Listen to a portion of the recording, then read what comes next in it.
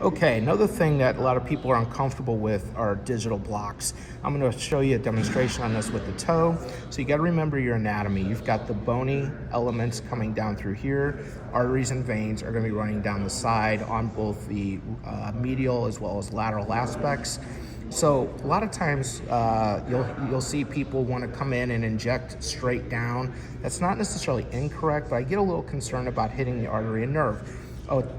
One of the techniques I saw in a text, what I thought was pretty cool, is going in kind of like an X. So as we come from midline and we're advancing, if we hit bone, then you just angle it a little bit, and then you'll walk right over that bone, and then you'll drop down. That allows you to be right over the artery and nerve as opposed to being into it. Obviously, you're always going to aspirate, and then you're going to inject the medicine, usually about a cc, and you see it kind of filling up down there. So we put about a cc of medicine. I like to withdraw as I'm putting it in there, so I'm really saturating that area. Once I'm happy with that, I pull out, and then we're going to get the other side, and again, you're going to angle, again, almost like an X, and you're going to come down. If you hit the bone, just angle a little more, and it'll walk right over the edge. And then once you're where you want to be, again, you aspirate, and then you start injecting the medication.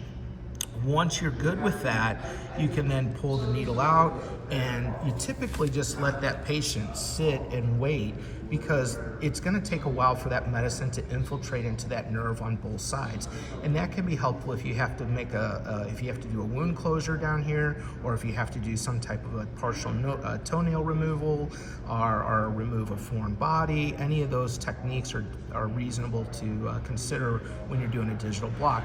In the hand, it's done the exact same way, and it's nice for pain control if you have to do a reduction, or if there's a nasty fracture or partial amputation.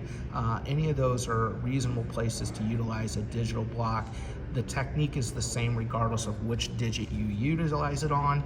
Again, I like doing that X. There are people that go straight down, and I've even seen some plastics folks come in at a perpendicular 90-degree angle, bounce it off the bone, and infiltrate that area.